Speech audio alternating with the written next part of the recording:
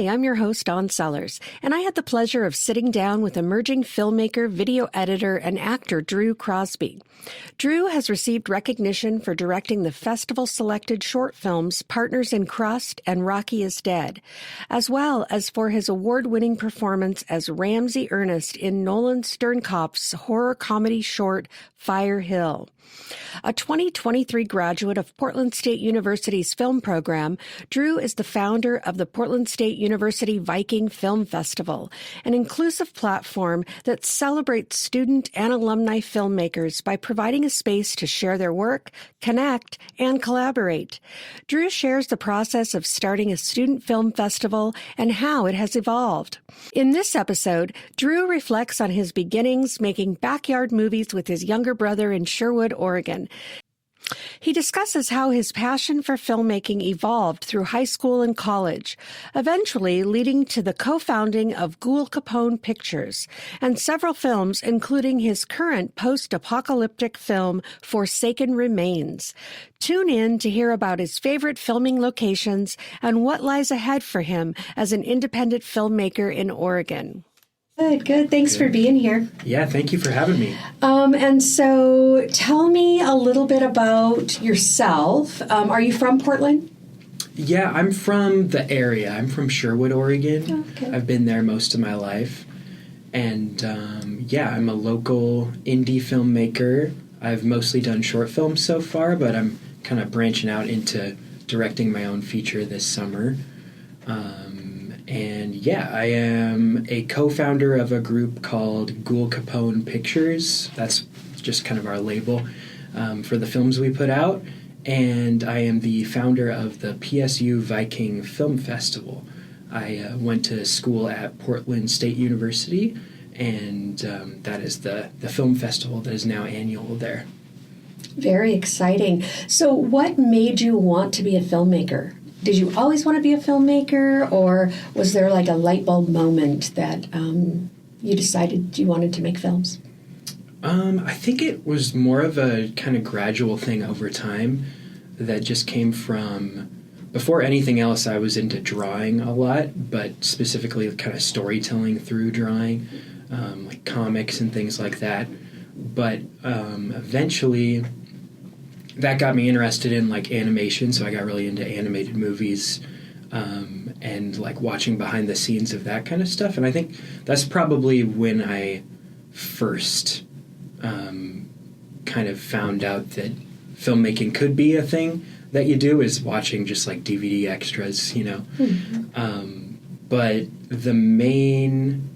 there were a couple of different kind of avenues that I first got my start, and it was through just stop motion animation and basically home movies with my brother. Like we had one of those, it was called like a flip camera. Mm-hmm. And it was just this like rectangle that a USB stick flipped out of.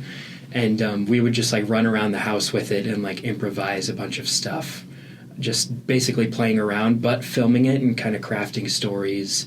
And eventually we would move on to like write scripts for certain things, and it just got like more complicated as it went on. So that's kind of my original film school, was just around the house with my brother Braden. And so does your brother still make films also? He is more in the world of music right now. He's been the past couple of years learning a lot of like piano and guitar and mixing. So he's more on that end of things now, but I'm hoping that we like collaborate on something sooner than later, as far as like maybe he could do a film score for me or something. Yeah. But that's great. That would be a great idea. And so you left Sherwood High School and went to Portland State for film school. What was that like? What was Portland State like? Portland State was great. I actually, between Sherwood High School and Portland State, I went to a couple of different colleges where I never felt like I 100% clicked with like a community of people that felt more like a long-term thing. So my first year of school was out of state, and I missed home a lot, and there was just kind of a lot of different things that were leading me to come back. One of them was actually filmmaking itself, because I missed the collaborative process of that throughout high school. After like doing a bunch of stuff with my brother for fun as kids, in high school I met more people around who were also into film, and kind of built this friend group that started doing things together on the summers a lot, producing films. And then, so taking a step away from that group specifically, I think, made me realize how much I wanted to keep doing that kind of thing and that kind of collaborative art. So that led me to come back home, and I spent a couple of years at Clackamas Community College, but that was like very much in the midst of pandemic shutdown. So there wasn't a super connected community there at that time. I learned a lot and got to do a lot of projects, but a lot of the film-related projects we did were very self-focused because of that kind of needed separation we had between people.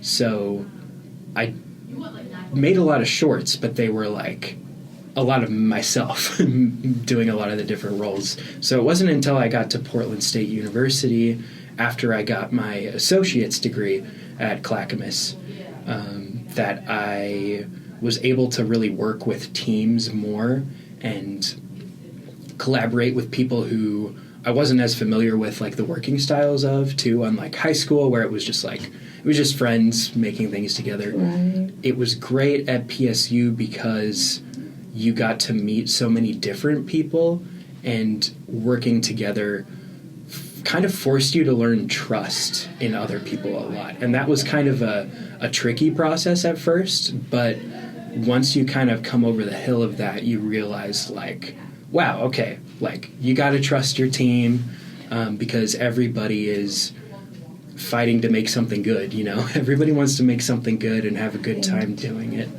Yeah, I think that's one of the main things I've noticed in the Portland film and, well, Oregon, but Portland film community is that everyone wants everyone else to be successful. And so everyone, you know, just has that mindset of working together and helping one another. Was that your experience? Mm-hmm. It sounds like it was. Yeah, that's great. And so you were at Portland State for 2 years, and during that time you founded the PSU Viking Film Festival. Yeah. So how did that idea come about, and what was that like? That idea came about from, just being on different student sets throughout my time at PSU. There were different kind of like, people would kind of whisper about like having a screening of something, or you know, maybe we'll get some people together and show a couple of different films. And it was the kind of thing where I had heard people just kind of clamoring for that kind of thing, but nobody had a specific outlet where they were able to focus their time and energy into organizing an event like that to showcase different people's work. And so at that same time, I was getting involved with the PSU Film Club. It's basically a student production studio called Sub-Basement Studios, and it's run entirely by students. So when I first came to PSU, actually, one of the first kind of examples of community there and just the warmth that I felt there came from that group. It was very small at that time because it was also kind of picking up steam after things were very shut down for the pandemic. Yeah. But they had this office that was just like a place that you could show up if you just kind of wanted to hang out at any point. And it was a great way to just meet some of the first people I met at the school and have shared interest right away, because we all were interested in film production and making things together. They do a lot of really cool things as far as they do writers' workshops and different like film labs, and they've got like a Discord server you can join, so everybody in that club is able to share ideas and opportunities with each other.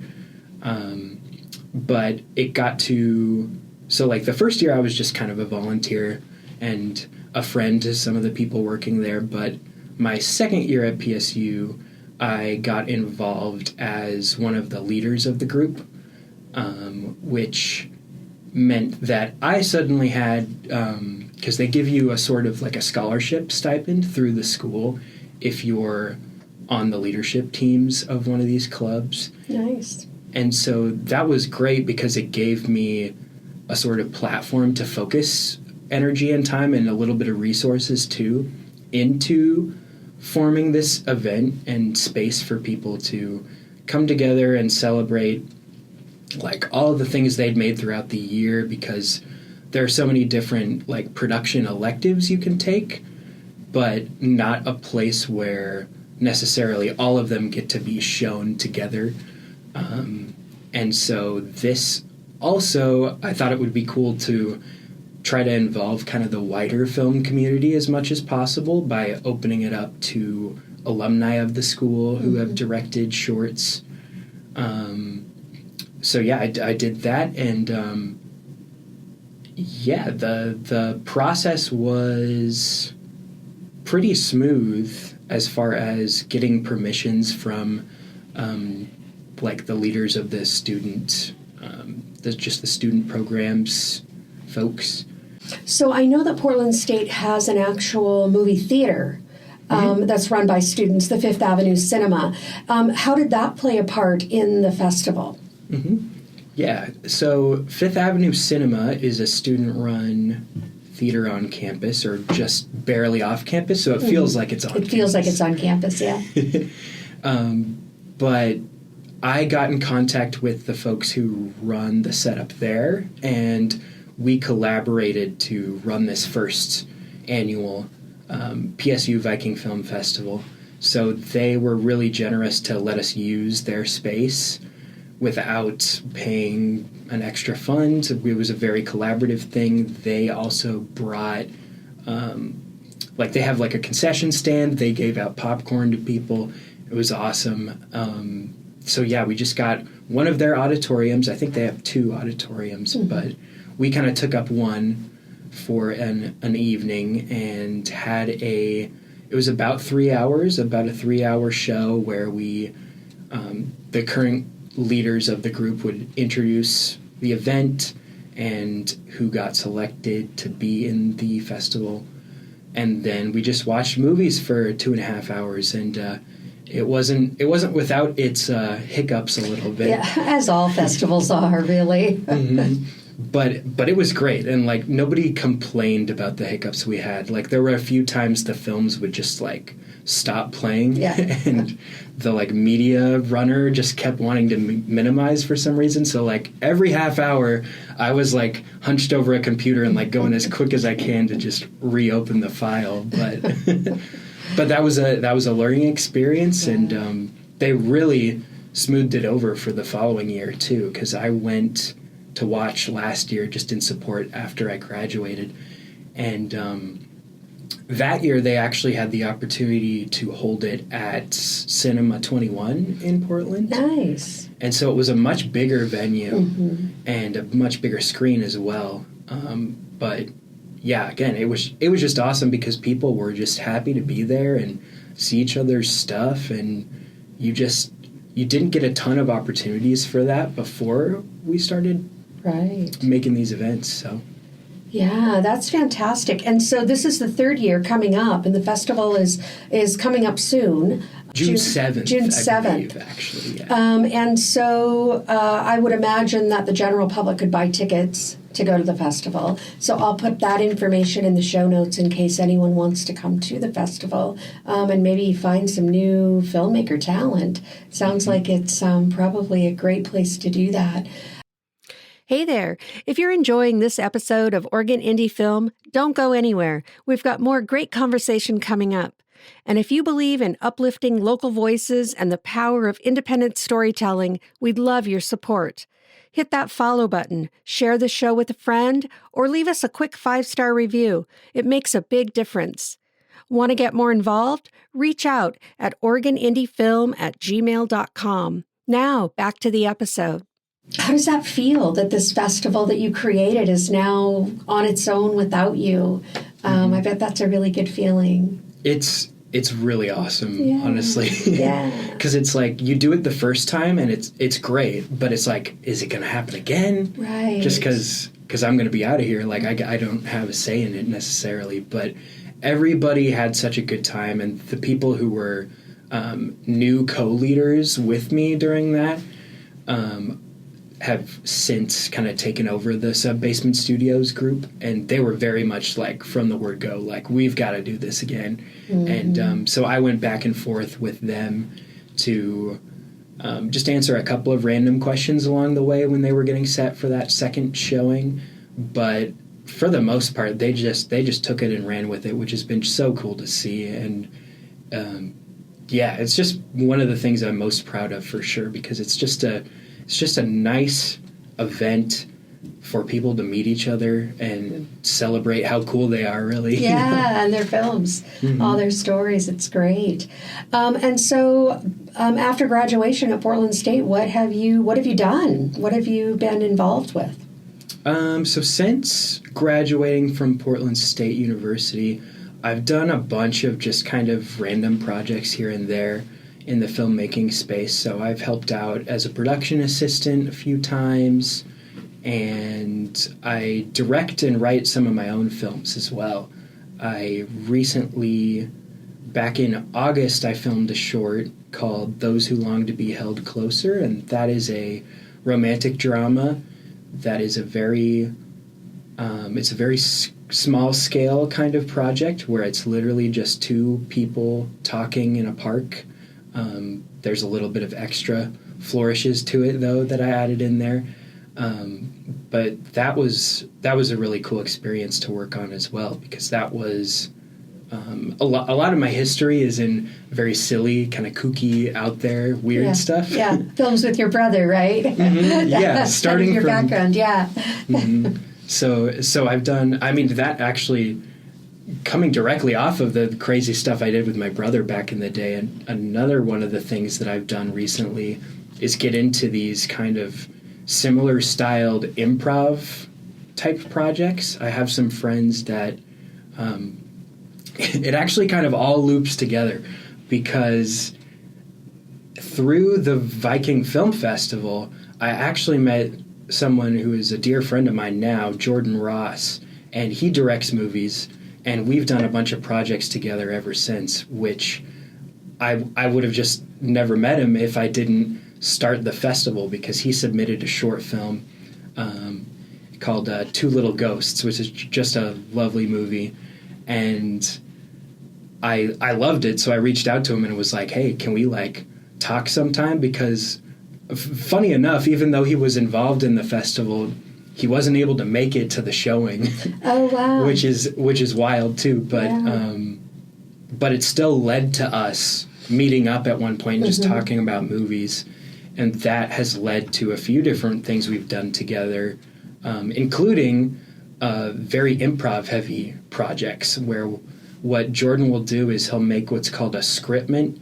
It's kind of his self-patented thing. Yeah, like a treatment, but a little more involved. It's like between treatment and script. Yeah. And so you get the character's kind of motivations for a scene and where the scene needs to end. But as far as the dialogue goes, it's all up to the actors to just kind of stumble through and play with. And that's been really fun to work with as well. We did a movie called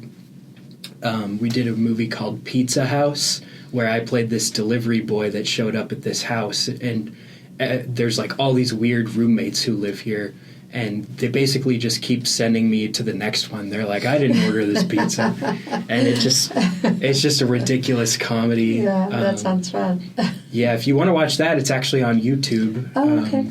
Jordan's own kind of studio is called Doomed Productions. Okay. And they've done some feature-length stuff that's really cool, but they just put out for free for people to watch. Nice. So a lot of improv, and then do you have a project you're working on right now? A film, short film, feature-length?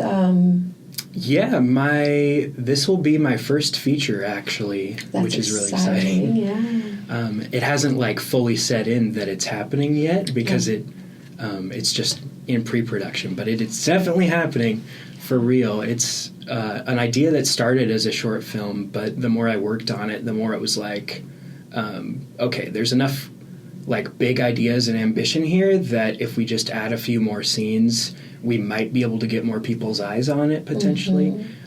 Shout out to Jordan for that too. He was one of the people who was like, you're so close to this being a feature already, like just go for it. Right. Good advice. Yeah. Him and my friend Nolan Sternkoff, who works on all sorts of things with me. But this project is called Forsaken Remains, and it is a post-apocalyptic movie. So it's it's definitely ambitious, but it's also the kind of thing where I think it's manageable because a lot of it is, again, people talking. That is, I think, a strong suit I've found is just kind of one-on-one conversations with people. So I'm kind of playing to that strength with a lot of it and a lot of just the gorgeous Oregon scenery, too. There's a lot of just beautiful places around that I want to kind of take advantage of the scenery in, and it's a lot of stuff that takes place in the woods, which we've got a lot of. So. Yeah, well, and that's the thing, you know, Oregon has so much to offer for locations. Do you have a favorite location in Oregon where you like to film? Is it the woods? Do most of your stories take place in the woods? I do feel like more often than not I end up in the woods a little bit. Yeah. It works out well because I have some friends who their family owns like property that's decently big. Perfect. But that most recent short I talked about a little bit, Those Who Long to Be Held Closer, we shot in a park just in the town where I grew up in Sherwood. That's got a great view of, you can kind of see out over the town at the top of the hill, Snyder Park. And there really is just so much variety because we've also, in this Forsaken Remains project we're working on, we're going to be getting some shots around like Mount Hood, so we'll get a little bit more of that mountain scenario. I'm hoping to get a scene that's actually pretty snowy as well, like very end of this month. So we'll see if that gets in place in time. Otherwise, we'll have to like kind of wait until next February to pick that up. And it's the kind of thing where I'd like to get it now rather than later. Right. Yeah. Then you can work around it. But someday I want to do something like at the beach too. I love the Oregon coast so much. Yeah, sound is always an issue at the coast. Yeah.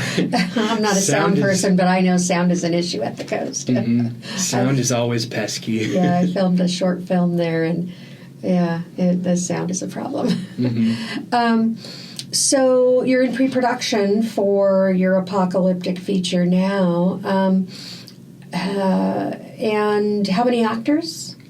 It's a pretty small cast, too. It's going to be like a total of 7 people. Okay. And the main cast is really just 5 people. The other 2 are kind of like, they're more substantial than extras because they're like important to the plot, but they don't have a ton of dialogue or anything like that. And so you're filming this with your friends, with your production company. How are you fundraising for it, or how do you plan to finance the filming? Have you gotten that far yet? I did a little bit of fundraising for it actually back in 2023, like end of that year, when it was still kind of aimed to be a short. And it was the kind of thing where the campaign wasn't as successful as I was hoping it would be. We had done one successful crowdfunding campaign, our group, Ghoul Capone Pictures, a few years back, called Rotten Shadows, and that was like a noir-style project. But with this one, it wasn't quite as successful as that, just from the money-making standpoint. So with the smaller budget I had, that was kind of another reason I had to put production on hold for a while. So I was just kind of saving up money, and then a lot of the people who are doing it are just my friends who want to do it for fun. There's a lot of that, but I'm doing what I can to reimburse people for things, and if we end up needing lodging anywhere, that's like something I'll be covering too, just out of my savings. And I'm also I'm actually hoping to sell some T-shirts and stickers that are. They were originally just going to be like backer exclusive sort of stuff, but since we didn't get a ton through crowdfunding, I am going to try to sell some extras through that. So if you're looking for a shirt or a sticker, be on the lookout. I've got some Forsaken Remains merch coming up. Do you have a website for that? I don't have a website for Forsaken Remains specifically, but Ghoul Capone Pictures, we have a site. You have a website there, yeah. Yeah, you can find us there or just through Instagram. Both Ghoul Capone Pictures and Forsaken Remains, they both have their own social media pages. So you can get all the details there and all the updates.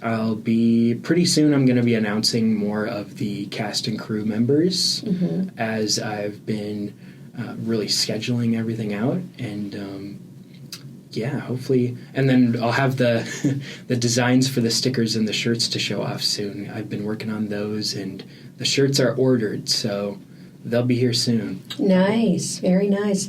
So aside from money, which is always an issue in filmmaking, what else do you need? Like, what else have you determined that you need to get this film made? Well, I'm still locking down a couple of locations right now. If anybody happens to have access to property that is snowy right now, that's the trickiest one to get. And time's running out for that this year, yeah. Yeah, time's running out on that quick. But outside of that, I mean, when it gets a little bit closer, I'm probably going to be reaching out to people to see if, like, just friends and family can help out as far as the lunches go. Because I definitely want to be able to provide lunches for everybody. That's, like, guaranteed that you need that. But that also is something that adds up quick. So I'm going to be reaching out to people and seeing if there's anything that can be done. Anybody who loves cooking, who is willing to help out with that. And then outside of that, I just posted actually a casting call for one of the characters. So that might still be open. I'm not sure when this episode will go out, but I'm looking for one character. His name's Graham, and he's like a supporting character. He's a love interest type character in the film, and I'm looking for them to play around age 25.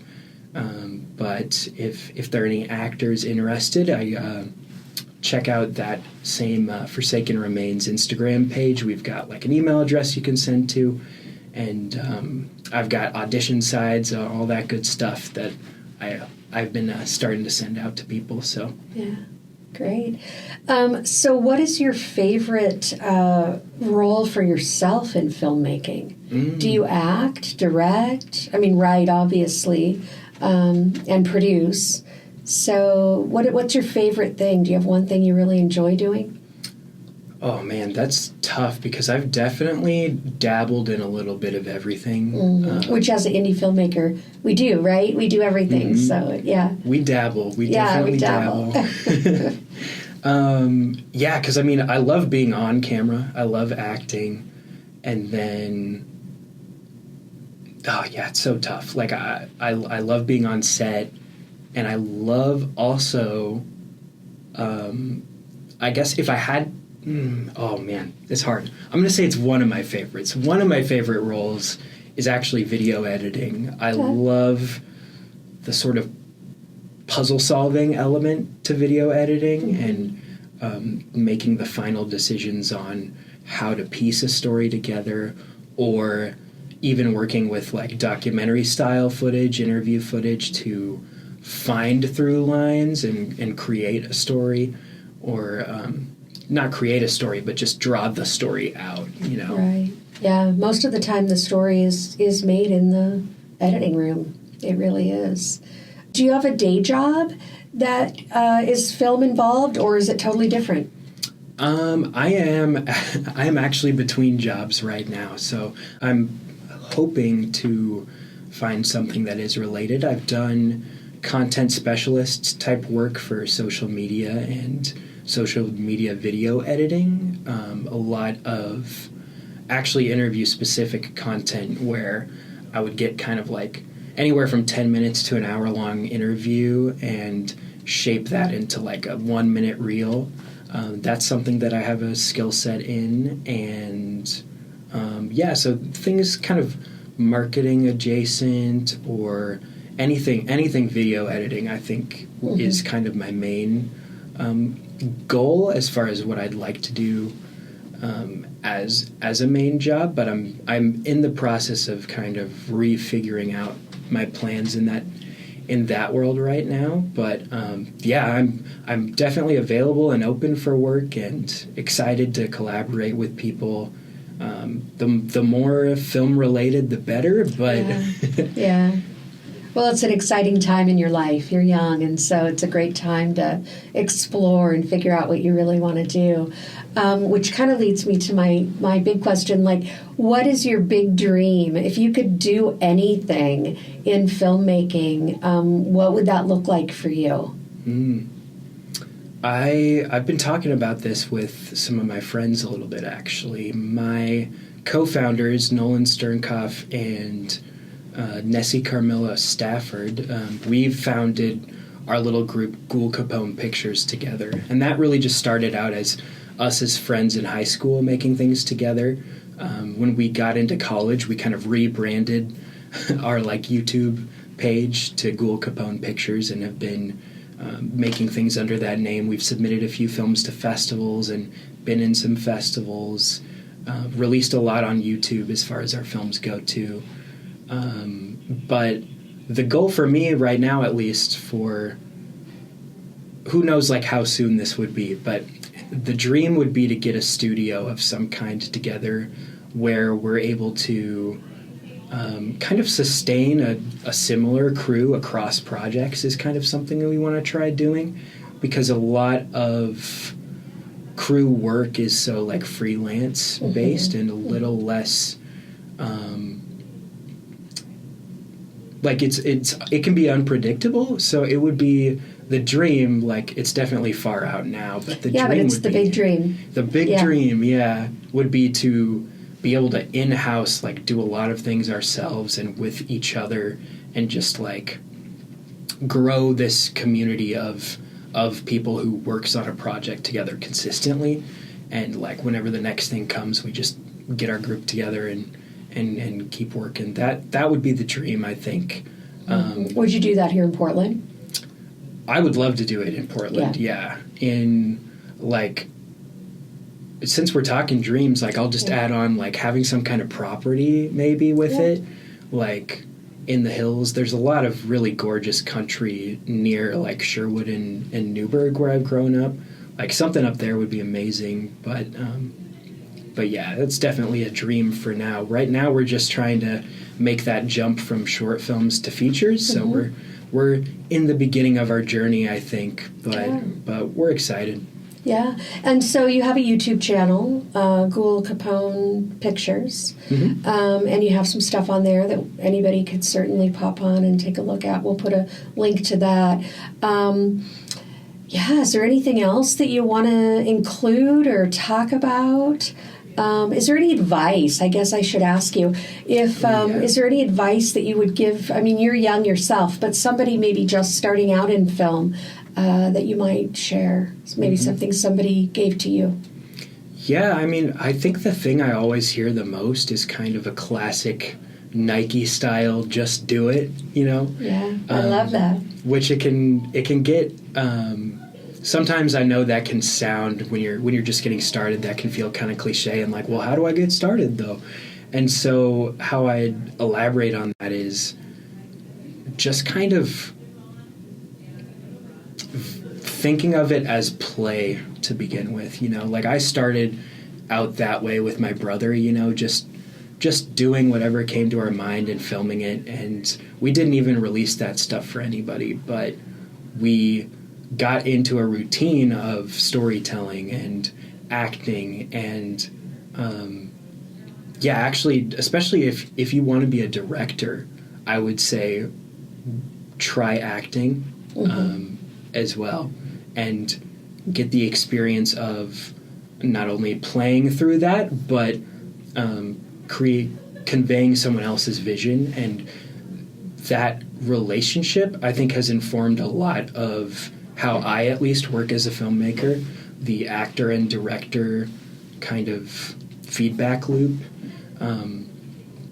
And yeah, I mean, honestly, just as many of the roles throughout film that you can try out, the more understanding you'll have of your crew and the more trust you'll be able to put in them too. Because that would be my other advice, is trust in your crew. Like, there's a certain amount of control you have as a director, but at a certain point, it's in your crew's hands, and they're there to make something good, like we were talking about earlier. Yeah, full circle. It's so true. It's, you have to have that trust in finding people that you want to work with.